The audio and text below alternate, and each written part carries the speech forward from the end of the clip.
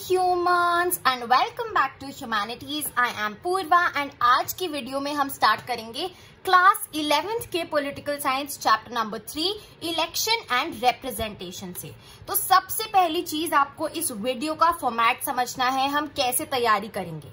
यहाँ पे मैंने एनसीईआरटी से ही नोट्स बनाए हैं, hand written right from the NCERT itself. इसी से हम सब कुछ समझेंगे। This is our main source और यही आप अपनी राइटिंग में लिखेंगे एक नोटबुक में। So these will be your final answer writing notes. Clear है?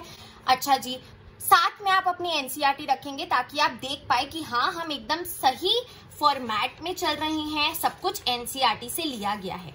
क्लियर है? चलिए, सो chapter number 3 election and representation के अंदर कौन कौन से टॉपिक्स बहुत ज्यादा जरूरी है और हम कवर करेंगे। सबसे पहला टॉपिक आता है इलेक्शन एंड डेमोक्रेसी। तो हम डेमोक्रेसी के रिस्पेक्ट में इलेक्शंस को समझेंगे, क्या वो एक डेमोक्रेसी के लिए जरूरी है, क्या जो नॉन डेमोक्रेटिक कंट्री है वो भी इलेक्शंस रखवाती हैं, जो डायरेक्ट और इनडायरेक्ट इलेक्शंस में डिफरेंस है वो सब। उसके बाद हम टाइप्स ऑफ इलेक्शंस यानी कि इलेक्शन सिस्टम्स इन इंडिया पढ़ेंगे।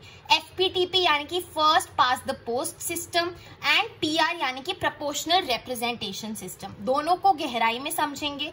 उसके बाद रिजर्वेशन ऑफ कॉन्स्टिट्यूएंसीज, कैसे इलेक्शंस को ग्राउंड पे इम्प्लीमेंट करवाया जाता है, कैसे एक स्टेट को डिवाइड किया जाता है कॉन्स्टिट्यूएंसीज में, उसमें आ जाता है हमारा डीलिमिटेशन कमीशन का रोल। क्लियर है? Then we move on to free and fair elections. इसमें हमारा यूनिवर्सल एडल्ट फ्रेंचाइज की राइट आ जाती है, हमारा राइट टू कंटेस्ट इलेक्शंस आ जाता है एंड हमारा इलेक्शन कमीशन ऑफ इंडिया आ जाता है। उसके बाद लास्ट टॉपिक है हमारा इलेक्टोरल रिफॉर्म्स, क्या सजेशंस हैं, क्या वो इम्प्रूवमेंट है जो हम कर सकते हैं इलेक्शन सिस्टम में। Right? So this is our chapter number 3, काफी इंपॉर्टेंट है। अगर हम घबराएंगे पहले ही एकदम समझेंगे नहीं चीजें तो थोड़ा सा मुश्किल लगेगा, बट बहुत इजी है। स्टेप बाय स्टेप बहुत आसानी से पूरा चैप्टर कवर करेंगे। So let's get started. Moving on to our first topic which is elections and democracy. Democracy के अंदर इलेक्शंस का क्या रोल है? चलिए, तो इसमें 2 क्वेश्चंस हैं जो हम आंसर करेंगे। सबसे पहला क्वेश्चन पूछा गया है, can we have a democracy without elections? क्या एक कंट्री जहां पे कोई इलेक्शंस नहीं होते, जहां पे आप वोट डालने नहीं जाते अपने लीडर के लिए, अपने रिप्रेजेंटेटिव के लिए, क्या वो कंट्री एक डेमोक्रेसी है? हाँ या ना? इसका क्लियर कट जवाब है ना भैया ना, नो। क्योंकि डेमोक्रेसी की क्या डेफिनेशन है? Of the people, for the people, by the people. ये ऐसा एक पॉलिटिकल सिस्टम है, एक पॉलिटिकल स्ट्रक्चर है जो लोगों से ही बना है, आम लोगों से, सिटीजन्स से। ठीक है? लोगों के लिए बना है और लोगों से ही बना है, उन्होंने ही इलेक्ट किया है। Right? So the power is with the people, the citizens of the country. तो जहां पे इलेक्शंस नहीं होते वो कंट्री एक डेमोक्रेसी नहीं कहलाई जा सकती। अब इसके अंदर आता है हमारा direct democracy and indirect democracy. 2 तरीके की डेमोक्रेसी होती है, एक होती है डायरेक्ट और एक होती है इनडायरेक्ट। तो भैया डायरेक्ट डेमोक्रेसी क्या होती है? जहां पे डायरेक्ट पार्टिसिपेशन होता है किसका? सिटीजन्स का। तो जो सिटीजन्स हैं वो डायरेक्टली क्या कर रहे हैं? डिसीजन मेकिंग कर रहे हैं, बीच में कोई और रिप्रेजेंटेटिव नहीं है। यानी कि अगर कोई पॉलिसी बनाई जा रही है या फिर कोई लॉ इंप्लीमेंट हो रहा है तो सारे सिटीजन्स A to Z सारे लोग उस कंट्री के जाके वोट डालेंगे कि क्या ये होना चाहिए या नहीं होना चाहिए। राइट? एंड इनडायरेक्ट डेमोक्रेसी की बात करें तो क्या होता है? जो पीपल है वो क्या करते हैं? इलेक्शंस के थ्रू अपने रिप्रेजेंटेटिव्स को चूज करते हैं जो फिर उनके बिहाफ पे डिसीजन मेकिंग लेते हैं। जैसे इंडिया है भैया, इंडिया में जो हमारा लेजिस्लेचर है, पार्लियामेंट है, राइट, राज्यसभा एंड लोकसभा, उसको कौन इलेक्ट करता है? पीपल इलेक्ट करते हैं डायरेक्टली एंड इनडायरेक्टली। राइट? तो जो रिप्रेजेंटेटिव्स हैं, जो एमपीज हैं, राइट, जो एमएलएज है वो डिसीजन मेकिंग में पार्टिसिपेट करते हैं। सो this is an indirect democracy. यानी कि यहाँ पे हर एक सिटीजन डायरेक्टली वोट नहीं करना कि क्या ये होना चाहिए डिसीजन या नहीं, क्या ये पॉलिसी आनी चाहिए या नहीं। नो, कौन डायरेक्टली पार्टिसिपेट कर रहा है? जो इन लोगों ने रिप्रेजेंट हैं कैसे, इलेक्शन के थ्रू, डायरेक्ट इलेक्शन के थ्रू वो ये डिसीजन लेते हैं। तो राइट, यहाँ पे हर सिटीजन डायरेक्टली वोट करता है, ठीक है, पावर सारे सिटीजन्स के पास है, और यहाँ पे रिप्रेजेंटेटिव्स के पास है पावर जिन्हें लोगों ने डायरेक्टली चूज किया है, बट लोग इनडायरेक्टली डिसीजन मेकिंग करते हैं। आई बात समझ में? आई होप ये बिल्कुल भी कॉम्प्लेक्स नहीं लग रहा, राइट। अब ऑब्वियस सी बात है भैया, ये जो डायरेक्ट डेमोक्रेसी है ये एक छोटी कंट्री में, स्मॉल कंट्री में हो सकती है जहां पे ज्यादा पॉपुलेशन नहीं है, एंड इंडिया जैसी एक बड़ी लार्जली पॉपुलेटेड कंट्री में indirect democracy is the norm, right. चलिए, now let's move on to the second question. दूसरा क्वेश्चन पूछता है, can we hold elections without a democracy? भैया इलेक्शंस तो हो रहे हैं, बट वो जो कंट्री है वो डेमोक्रेटिक नहीं है, क्या ये पॉसिबल है? जी हाँ, और ऐसा होता आया है। जो नॉन डेमोक्रेटिक कंट्रीज होती हैं वो दिखाना चाहती हैं कि हम तो बहुत ज्यादा डेमोक्रेटिक हैं, वो ऐसे लोगों पे कब्जा करके रखती हैं कि जो वो चाहते हैं वही होता है, बट द रियलिटी इज कि वो इलेक्शंस जो होते हैं वो रिग्ड होते हैं, वो ट्रांसपेरेंट नहीं होते, उनको एकदम मैनिपुलेट किया जाता है। So elections there are held in such a way that it does not threaten the rulers rule. वो ऐसे मतलब नाम के इलेक्शंस होते हैं just to satisfy the people, right. So this is a possibility and ऐसा होता है, right. But is this a true democracy? No, not at all. जहां पे इलेक्शंस एक फ्री और फेयर मैनर में नहीं हो रहे हैं वो एक ट्रू डेमोक्रेसी नहीं है। भैया अब हम कैसे डिफरेंशिएट करेंगे कि जो कंट्री में इलेक्शंस हो रहे हैं वो डेमोक्रेटिक है या नॉन डेमोक्रेटिक है? How to classify? यहाँ पे रोल आता है कॉन्स्टिट्यूशन का। जो एक डेमोक्रेटिक कंट्री है उसके कॉन्स्टिट्यूशन में बेसिक रूल्स अबाउट इलेक्शंस लिखे गए होते हैं जिनको कोई भी चेंज नहीं कर सकता। ये कैसे रूल्स हैं? जैसे कि नंबर 1, हु विल वोट? कौन है वोटर्स? क्या वो सिटीजन्स है? Number 2, who will contest elections? कौन रिप्रेजेंटेटिव बन सकता है? क्या वो भी सिटीजन्स है? Then number 3, who will supervise the elections? यानी कि कौन सी बॉडी है जो एक सुपरविजन करेगी कि सब कुछ सिस्टमैटिकली और सही तरीके से हो रहा है या नहीं। उसके बाद हाउ पे आते हैं, हाउ टू चूज रिप्रेजेंटेटिव्स? क्या वो तरीका है जिसके थ्रू इलेक्शंस किए जाएंगे? And how to count votes and elect the representatives? ये कुछ ऐसे बेसिक रूल्स हैं जो कॉन्स्टिट्यूशन में दिए गए हैं of a democratic country like India. In rules को कोई भी मैनिपुलेट नहीं कर सकता, और जहां पे नॉन डेमोक्रेटिक इलेक्शंस होते हैं वहां पे क्लियर कट ये रूल्स फॉलो नहीं होते, और अगर होते भी हैं तो ये इक्वालिटी जैसे प्रिंसिपल्स को वायलेट करते हैं, राइट। क्लियर है? इससे हम समझ जाएंगे क्या वो एक डेमोक्रेटिक इलेक्शन है या नॉन डेमोक्रेटिक इलेक्शन है। अब हम चलते हैं अपने नेक्स्ट टॉपिक पे, which is election system in India. India में किन तरीके के इलेक्शंस होते हैं? देखिए, 2 टाइप्स के इलेक्शन सिस्टम हम पढ़ेंगे। सबसे पहला है FPTP यानी कि first past the post system. ये आपको याद करना है, इस पे क्वेश्चन बनता ही बनता है 11th क्लास में। First past the post system. And फिर है proportional representation system. Proportional representation system. Clear है? चलिए अब हम इनको इन डेप्थ में समझेंगे बहुत आसानी से, इसलिए घबराना नहीं है। चलिए समझते हैं। FPTP सिस्टम को जाना जाता है प्लूरैलिटी सिस्टम के नाम से। प्लूरैलिटी सिस्टम क्लियर है? क्या है देखो, ध्यान से समझो। पूरा जो हमारा देश है, the entire country is divided into constituencies, यानी कि हर एक स्टेट को कुछ हिस्सों में डिवाइड कर दिया जाता है। एंड ओवरऑल कंट्री में ऐसे कितने हिस्से हो जाते हैं? 543। ओके, सो 543 कॉन्स्टिट्यूएंसीज पूरी कंट्री को बांट दिया जाता है। चलिए, अब हर एक कॉन्स्टिट्यूएंसी में से एक रिप्रेजेंटेटिव चुना जाएगा, यानी कि total number of representatives country में कितने हो गए? 543, क्योंकि भैया 543 कॉन्स्टिट्यूएंसीज हैं। चलिए बढ़िया। अब कैसे होगा ये? सपोज हम बात करते हैं मध्य प्रदेश की। ये मध्य प्रदेश है, राइट। इसमें कॉन्स्टिट्यूएंसीज निकाल दी गई हैं। ये मैं ऐसे ही अपने मन से बना रही हूँ, this is not the exact representation, hypothetically है। क्लियर? चलिए, अब ये कॉन्स्टिट्यूएंसीज हैं, ये 1 2 3 4 5 6 7 8 कॉन्स्टिट्यूएंसीज हैं मध्य प्रदेश में, जो कि बहुत ज्यादा कम है अगर बात करें तो, क्योंकि आपको समझाने के लिए है। क्लियर है? अब हर इसमें से मध्य प्रदेश में से कितने रिप्रेजेंटेटिव्स निकलेंगे? 8, क्योंकि 8 कॉन्स्टिट्यूएंसीज हैं। अब कौन जीतेगा भैया? The one with the highest number of votes, जिसके पास उस कॉन्स्टिट्यूएंसी में सबसे ज्यादा वोट्स आएंगे, more votes than all other candidates. यानी कि भैया हमारी इस कॉन्स्टिट्यूएंसी में 4 लोग उठे इलेक्शंस में, ठीक है, उसमें से लगा लो 1 2 3 4, फर्स्ट के पास आए 20 वोट्स, सेकंड के पास आए 60 वोट्स, थर्ड के पास आए 10 वोट और फोर्थ के पास आए 50 वोट्स। तो इनमें से कौन बनेगा? द वन विद 60 वोट्स, क्योंकि उसके पास बाकियों से ज्यादा आए हैं, राइट? अब चाहे ये ऐसा हो कि फर्स्ट के पास आए 1 वोट, दूसरे के पास 3 4 5, ठीक है, कौन जीता? One with 4 number of votes, चाहे वो वैसे कितने कम हो बट औरों से ज्यादा होने चाहिए, right? This is the meaning of FPTP system, the one with the highest number of votes.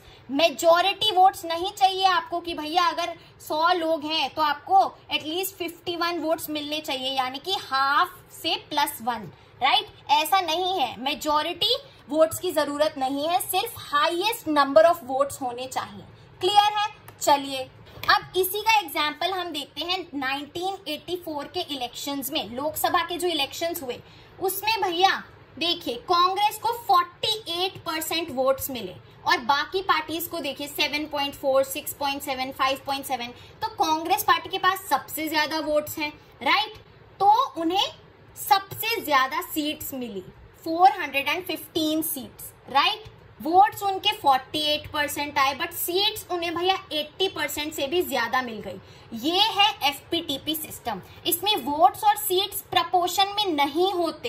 अब भैया ऐसा क्यों होता है कि वोट्स तो कम है और सीट्स इतनी ज्यादा हैं? The Congress party won greater share of seats than its share of votes. Why? Because in many of the constituencies in which its candidates won, they secured less than 50% of votes। जैसे हमने यहाँ पे देखा 1 2 3 4, तो अगर वहाँ पे और पार्टीज लड़ रही थी तो उनके 20 थे, 30 थे और इनके 40 थे, तो कांग्रेस के 50% से कम वोट्स थे बट फिर भी वो क्या है, बाकियों से ज्यादा है। अब भैया अगर ज्यादा कैंडिडेट्स लड़ रहे हैं इस रेस में और ज्यादा लोग हैं, राइट? तो क्या होगा? द विनिंग कैंडिडेट को ऑब्वियसली 50% से कम वोट्स मिलेंगे, क्योंकि भैया वोट्स तो यहाँ बट गई और कैंडिडेट्स में, है ना? तो ये जो बाकी वोट्स हैं ये वेस्ट चली जाती हैं। अगेन एग्जांपल दिया है, एक पार्टी को 25% वोट्स मिलते हैं हर एक कॉन्स्टिट्यूएंसी में, बट बाकी जो है उनको उससे भी कम मिलते हैं, तो ये 25% वाली ही सारी सीट्स जीत जाएगी। आई बात समझ में? तो ये फंडा है हमारा एफपीटीपी सिस्टम का। This was all about FPTP system. अभी आगे हम डिफरेंस करेंगे, तब आपको चीजें और अच्छे से समझ आएंगी। Moving on to proportional representation, again the sad part पूरा समझा चुकी थी, वीडियो ऑन ही नहीं हुई, the sad life of an online tutor. कोई बात नहीं, वापस कोशिश करते हैं, बहुत इजी है। प्रोपोर्शनल रिप्रेजेंटेशन में प्रपोर्शन के नाम से ही हम समझ गए हैं कि भैया इसमें जितने आपको वोट्स मिलेंगे उसी के प्रपोर्शन में आपको सीट्स मिलेगी। Unlike FPTP system, FPTP system में वोट्स जितने मिलते हैं उससे ज्यादा सीट्स मिलती हैं। प्रोपोर्शनल रिप्रेजेंटेशन में जितने वोट्स उतने ही प्रपोर्शन में सीट्स। क्लियर है? चलिए इसको देखो, सिस्टमैटिकली समझना है। सबसे पहले क्या करती है जो पार्टी है, हर एक पार्टी अपनी एक लिस्ट निकाल देती है कैंडिडेट्स की कि भैया नंबर 1 कैंडिडेट ये, नंबर 2 ये, नंबर 3 ये, नंबर 4 ये, नंबर 5, नंबर 6, पूरी लिस्ट निकाल दी कैंडिडेट्स की। अब जो वोटर्स हैं उनको पता है ये लिस्ट है, बट उन्हें ये नहीं पता कौन सा कैंडिडेट आएगा, right? So voters vote for the party, not for the candidates. So सबसे इंपॉर्टेंट चीज है कि वोटर्स किसको वोट करते हैं, पार्टी को वोट करते हैं, कैंडिडेट्स को नहीं। अच्छा भैया, अब जो है जो भी पार्टी जीती उसे क्या मिलेगा? The party gets seats in the legislature in proportion to the votes polled by it. जितने वोट्स उतनी सीट्स। डन। चलिए अब जब भैया रिजल्ट आ गया, so each party fills its quota of seats, जितनी उसे सीट्स मिली वो कैसे फिल करेगी? By picking those many of its nominees from a preference list declared beforehand. ये जो प्रेफरेंस लिस्ट निकाली थी पहले, इसमें से अगर मान लो आपको 4 सीट्स मिली, तो जो 4 है टॉप 4 है उनको आप ले लेंगी उस कोटा ऑफ सीट्स में, right. So this is proportional representation. ये हमें ग्लोबल लेवल पे बात कर रहे हैं। For example countries like Israel and Netherlands, in countries में सिर्फ एक कॉन्स्टिट्यूएंसी होती है, यानी कि the entire country is part of one constituency, one single constituency, ठीक है। Talking about countries like Argentina and Portugal, यहाँ पे मल्टी मेंबर कॉन्स्टिट्यूएंसीज होती हैं, राइट। सो हर एक कॉन्स्टिट्यूएंसी के लिए एक अलग लिस्ट प्रिपेयर करी जाती है। अब भैया ये जो प्रोपोर्शनल रिप्रेजेंटेशन का सिस्टम है, this has given rise to multi party coalition government. कैसे भैया? देखो, एक पार्टी को अगर 48% ऑफ वोट्स मिले हैं, तो बाकी पार्टीज को वो जो बचा हुआ आपका 52% है वो मिला है, तो टोटल काफी सारी पार्टीज और एक मेजॉरिटी पार्टी अगर है तो वो मिलके एक गवर्नमेंट फॉर्म करती है, राइट। ऐसा तो हो नहीं सकता कि 100% वोट्स एक ही पार्टी को है। So that is why this has given rise to multi party coalition government, जहां पे काफी सारे स्टेक होल्डर्स हैं, जो भी वोट्स डिवाइड हुए हैं वो मिलके गवर्नमेंट को बना रहे हैं। क्लियर है? घबराना नहीं है, अभी और सिंप्लीफाई करेंगे इसको जब हम इंडिया के रिस्पेक्ट में पढ़ेंगे। पीआर सिस्टम इन इंडिया, जो प्रोपोर्शनल रिप्रेजेंटेशन है, वो इंडिया में भी काम करता है, बट एक लिमिटेड लेवल पे, फॉर इनडायरेक्ट इलेक्शंस। किसके भैया? Elections of president. अभी रिसेंटली द्रौपदी मुर्मू जी प्रेसिडेंट बनी, तो यही लागू हुआ था, ऐसे ही उनका इलेक्शन हुआ। For vice president again recently हुआ है।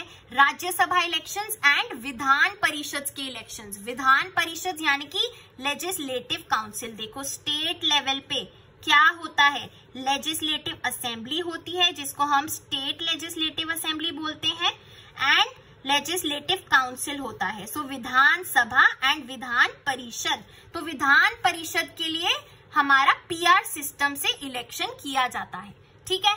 अब हम यहाँ बुक में गिवन है how does PR work in Rajya Sabha elections. Rajya Sabha elections के लिए पढ़ते हैं, ध्यान से सुनना। Single transferable vote system, very important question बनता ही बनता है। Single transferable vote, proportional representation for Rajya Sabha elections. Easy है, ध्यान से सुनो भैया। हर एक स्टेट के पास एक स्पेसिफिक कोटा ऑफ सीट्स होता है, depending on its population, right. कि भैया जितनी जिस स्टेट की पॉपुलेशन है उतना उनको रिप्रेजेंटेशन मिलेगा राज्यसभा में, राइट।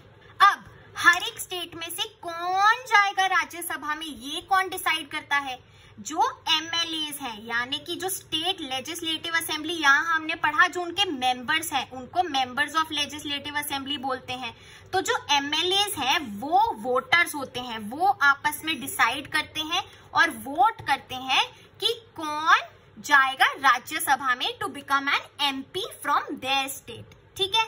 अब इसका क्या प्रोसेस रहता है, ध्यान से सुनो। हर एक वोटर को एक लिस्ट मिलती है, ठीक है, जिसमें नेम्स लिखे होते हैं ऑफ द नॉमिनेटेड कैंडिडेट्स। अब उन्हें इन नेम्स के आगे रैंक करना है कि मेरी फर्स्ट प्रेफरेंस ये है, सेकंड प्रेफरेंस ये है, थर्ड ये है, फोर्थ ये है, क्लियर। तो हर एक वोटर ऐसे अपनी प्रेफरेंस के अकॉर्डिंग रैंक करता है कैंडिडेट्स को, okay. Rank candidates according to preference, ठीक है भैया। चलिए, अब टू बिकम अ विनर, जीतने के लिए एक कैंडिडेट को एक मिनिमम कोटा ऑफ वोट्स चाहिए होता है। अब ये मिनिमम कोटा क्या है? देखिए, टोटल वोट्स पोल्ड, यानी कि जितने टोटल एमएलएज हैं, लगा लो 200 एमएलएज हैं, तो यहाँ 200 वोट्स आ गए, divided by total number of candidates to be elect. अगर हमें 4 कैंडिडेट्स को भेजना है अपनी स्टेट से राज्यसभा में, तो 4 आ गया +1, ठीक है, पूरा ब्रैकेट में +1, यानी कि 200/5, यानी कि 40 + 1 41 वोट्स आपको मिनिमम चाहिए to win, to be eligible, to become one of those 4 members. ऐसे एक फॉर्मूला निकलता है। इधर आपको ये याद नहीं करना है, बस समझ लो, ठीक है भैया। अब देखिए, when the votes are counted, it is done on the basis of first preference votes, ठीक है, अगर इन फर्स्ट प्रेफरेंस जो नेम्स दिए इनमें से किसी ने ये मिनिमम कोटा ऑफ वोट्स पूरा कर लिया तो वो डायरेक्टली इलेक्ट हो जाएगा। ठीक है, उसके बाद ऐसे ये प्रोसेस चलता जाएगा until and unless these 4 people are elected। सबकी फर्स्ट प्रेफरेंस वोट्स काउंट करने के बाद भी हमें पूरे 4 कैंडिडेट्स नहीं मिले तो क्या होगा? The candidate who secured the lowest votes of first preference, जिसको सबसे कम लोगों ने अपनी फर्स्ट प्रेफरेंस बताया, वो हट जाएगा, उसको एलिमिनेट कर देंगे और उसके नाम के वोट्स जो उन लोगों के पेपर पे सेकेंड प्रेफरेंस के हैं उन पे चला जाएगा, राइट? और फिर उनको गिनेंगे with respect to the first preference अगर उनका नेम कहीं और है। थोड़ा सा कॉम्प्लेक्स लग सकता है, इतना डेप्थ में नहीं समझना है, बट हम समझ चुके हैं। बेसिकली प्रेफरेंस लिस्ट निकलती है, सब अपने पहले फर्स्ट प्रेफरेंस के वोटर्स बताते हैं, अगर उनमें 4 लोग जितना रिक्वायर्ड है, जितना ये total number of candidates to be elected है वो अगर मिल गए तो वेल एंड गुड, नहीं मिले तो जिनके लोएस्ट वोट्स आए हैं फर्स्ट प्रेफरेंस में उनको हटा के जो उनकी जगह सेकेंड प्रेफरेंस में है उनको लिया जाएगा फर्स्ट प्रेफरेंस में, एंड ऐसे ये पूरा प्रोसेस चलेगा, right? So this is PR system in India for the election of president, vice president, Rajya Sabha and Vidhan Parishad. Clear है भैया? चलिए, बहुत इजी था, हमने काफी हद तक समझा। अब सबसे इंपॉर्टेंट चीज ये आता ही आता है, हर एक स्कूल देता है एग्जाम में। What is the difference between FPTP and PR system? आसानी से देखो, बुक में टेबल गिवन है इसीलिए मैंने एक्स्ट्रा मेहनत नहीं करी। FPTP में क्या होता है? The country is divided into small geographical units called constituencies or districts। हर एक कॉन्स्टिट्यूएंसी में डिवाइडेड है, राइट? हर एक स्टेट कॉन्स्टिट्यूएंसी में डिवाइडेड है। PR में भैया डिपेंड करता है, बहुत बड़े बड़े एरियाज को कॉन्स्टिट्यूएंसी में डिवाइड किया गया है। कभी कभी एक सिंगल कंट्री को एक सिंगल कॉन्स्टिट्यूएंसी ट्रीट कर लेते हैं, राइट? FPTP पे सेकंड पॉइंट आते हैं, हर एक कॉन्स्टिट्यूएंसी से एक रिप्रेजेंटेटिव होता है, जैसे हमने इंडिया की बात करी। PR में भैया मोर देन 1 रिप्रेजेंटेटिव होता है फ्रॉम 1 कॉन्स्टिट्यूएंसी। क्लियर है? सबसे इंपॉर्टेंट पॉइंट है, FPTP में भैया हम कैंडिडेट के लिए वोट करते हैं, the voters vote for a specific candidate. PR में voters vote for a specific party. उसके बाद भैया proportion of votes and seats कर देंगे, इसमें party gets more seats than votes, इसमें party gets seats in proportion to the votes, right? चलिए, उसके बाद यहाँ पे candidates who win the election may not get majority of votes. हमें मेजोरिटी नहीं चाहिए, सिर्फ मैक्सिमम नंबर ऑफ वोट्स चाहिए। इधर भैया हमें मेजोरिटी चाहिए ही चाहिए PR में। एग्जाम्पल्स दे देंगे, UK, India, Israel, Netherlands. This is the simple difference. ये तो आप खुद से भी बिना टेबल देके भी बता सकते हैं अगर आपने ये पूरी चीज समझ ली है। After understanding both FPTP and PR system, अब हम चलते हैं कि भैया इंडिया ने FPTP सिस्टम को क्यों चुना ओवर द प्रोपोर्शनल रिप्रेजेंटेशन। क्योंकि आप सबने देखा होगा, जब हम कॉमन सिटीजन्स वोट डालने जाते हैं, हम अपनी कॉन्स्टिट्यूएंसी में एक सेलेक्टेड कैंडिडेट को चूज करते हैं और फिर वोट करते हैं, right? So this is the part of FPTP system, यानी कि हमारी कॉन्स्टिट्यूएंसी में जिसको मैक्सिमम नंबर ऑफ वोट्स मिलेंगे वो जीत जाएगा। सो ये जो FPTP सिस्टम है वो सिंपली काफी ज्यादा आसान है, कॉम्प्लिकेटेड नहीं है, लाइक द PR सिस्टम की पहले प्रेफरेंस लिस्ट आएगी, फिर आपको पार्टी को चूज करना है, राइट? तो एक नॉर्मल सिटीजन के लिए वो इजी टू अंडरस्टैंड है। सो सेकंड पॉइंट है हमारा, the FPTP system is easy to understand for common voters. एक क्लियर चॉइस प्रेजेंट की जाती है वोटर्स को of the candidate as well as the party. ठीक है, तो या तो आप पार्टी या फिर कैंडिडेट या दोनों के लिए वोट कर सकते हैं, right? So you have to simply choose either the party or the candidate or both under the FPTP system. Voters know who their representative is and whom to hold accountable, unlike in the PR system. PR में तो भैया आप party के लिए vote करते हैं, कौन सा रिप्रेजेंटेटिव आएगा जब विनर बनेगा यू डोंट नो, राइट? सो एक क्लैरिटी रहती है FPTP सिस्टम में। PR based elections are not so stable when it comes to forming the government. क्योंकि नो क्लियर मेजोरिटी होती है तो क्या बनता है, कोलिशन गवर्नमेंट बनता है, और उसमें अल्टीमेटली कोई क्लियर मेजोरिटी नहीं होती, so it becomes N unstable government. FPTP की अगर हम बात करें, it brings together social groups, under a constituency. और अगर पीआर की बात करें तो भैया हर एक कम्युनिटी अपना खुद का एक पार्टी बना सकती है और फिर वोट कर सकती है, क्योंकि इवेंचुअली जो डोमिनेंट सोशल ग्रुप्स हैं वो खुद की पार्टी को वोट करेंगे एंड उसको विनर बना देंगे। Now moving on to the next topic which is reservation of constituencies. भैया कॉन्स्टिट्यूएंसीज को रिजर्व किया जाता है, यानी कि रिजर्वेशन। अभी हमने पढ़ा कि एक स्टेट है, लगा लो मध्य प्रदेश, उसमें बहुत सारी कॉन्स्टिट्यूएंसीज हैं, राइट, ठीक है। अब भैया कॉन्स्टिट्यूएंसीज में भी रिजर्वेशन की जाती है, रिजर्व्ड कॉन्स्टिट्यूएंसीज।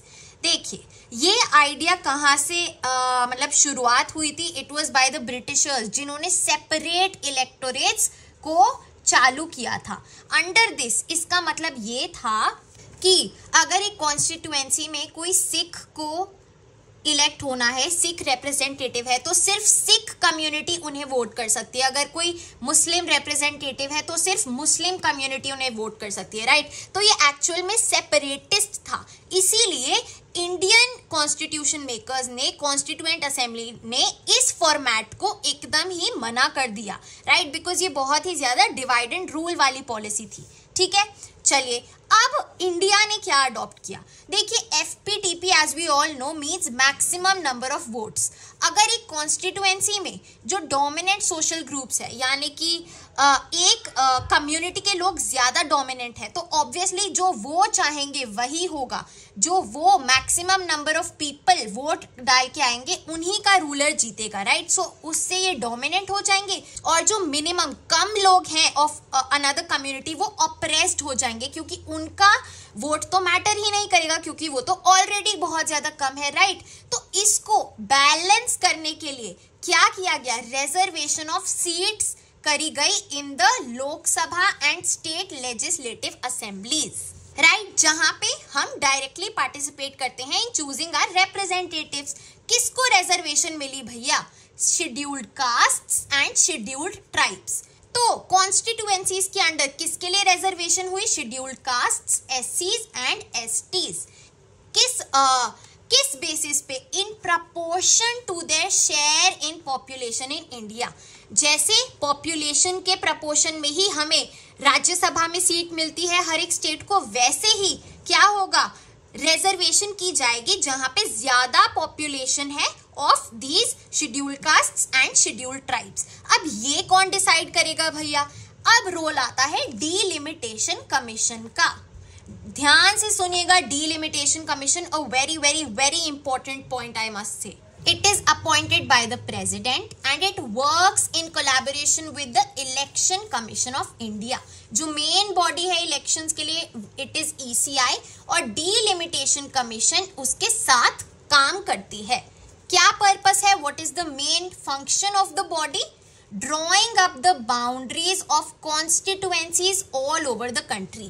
कि भैया एक स्टेट के अंडर कौन सी कॉन्स्टिट्यूएंसी कितनी है, फिर दूसरी कहाँ से शुरू होती है। Drawing up of different constituencies, ये कौन करता है? Delimitation commission.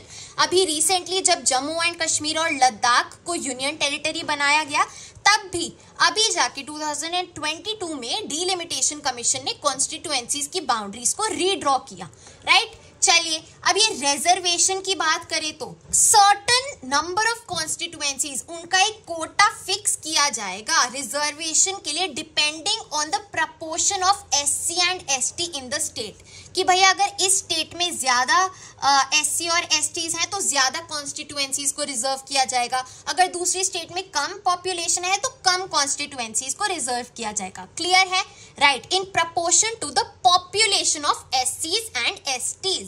अब पहले एसटी की बात करें, शेड्यूल्ड ट्राइब्स के लिए, वो कॉन्स्टिट्यूएंसीज जिनके अंदर ज्यादा प्रपोर्शन है, ज्यादा पॉपुलेशन है एसटी का, they are reserved for scheduled tribes. Talking about scheduled caste, दो क्राइटेरिया है। Number 1, higher proportion of scheduled caste population similar to the ST. Second है that it is evenly spread out in different regions of the state. ऐसा नहीं कि state के एक ही concentration में ये सारी रिजर्व कर दी हैं और ये नहीं करी। स्प्रेड आउट होना चाहिए ताकि हर एक एरिया कवर हो, right. So these are the factors determining the reservation of constituencies. Clear है? चलिए अब भैया और किसी डिसएडवांटेज ग्रुप्स को अभी तक रिजर्वेशन नहीं मिली है। बोला तो जाता है कि विमेन को एटलीस्ट 1/3 आप रिजर्वेशन दीजिए ताकि वो भी एडिक्वेटली रिप्रेजेंट हो पाए। Moving on to the next topic, free and fair elections. जैसे मैंने स्टार्टिंग में बताया था 3 पार्ट्स में डिवाइडेड है। नंबर 1 हमारा आता है UAF, universal adult franchise, right. देखो सबसे पहली बात तो अगर एक ट्रू डेमोक्रेसी है, एक कंट्री एक ट्रू डेमोक्रेटिक नेचर की है, तो उसका जो इलेक्शन सिस्टम होगा वो इम्पार्शियल होगा, यानी कि इक्वल होगा और ट्रांसपेरेंट होगा। कुछ भी उसमें आई वुड से ऐसे कोई गड़बड़ नहीं की जाएगी, ठीक है। चलिए तो इसका सबसे पहला राइट आता है यूनिवर्सल एडल्ट फ्रेंचाइज। चलिए, all adult citizens of a country are eligible to vote. इस फ्रेज का मतलब है ये कि जो भी एडल्ट्स हैं, एक कंट्री के सिटीजन्स हैं, वो वोट कर सकते हैं irrespective of their gender, caste, class, income status, no matter what, सब वोट कर सकते हैं बीइंग एडल्ट्स, राइट। चलिए सबसे पहले 1989 तक एज थी 21 इंडिया में। 1989 के बाद आफ्टर एन अमेंडमेंट एज कर दी गई 18, राइट। सो 18 प्लस जब आप हो जाएंगे you will be voting for your country. बढ़िया। So this is based on the notion of equality and non discrimination, right. चलिए अब चलते हैं अपने दूसरे पॉइंट पे। हमने ये तो देख लिया कि वोट कौन करेगा, है ना, वोटर्स कौन है। अब हम देखेंगे वोट किसको कर सकते हैं। क्या आप वो बन सकते हैं जिसको लोग वोट करें? Right to contest elections. Can you become a representative? जी हाँ, सारे सिटीजन्स के पास राइट है टू कॉन्टेस्ट इलेक्शंस। इसमें बस थोड़ी सी मिनिमम एज रिक्वायरमेंट्स होती हैं।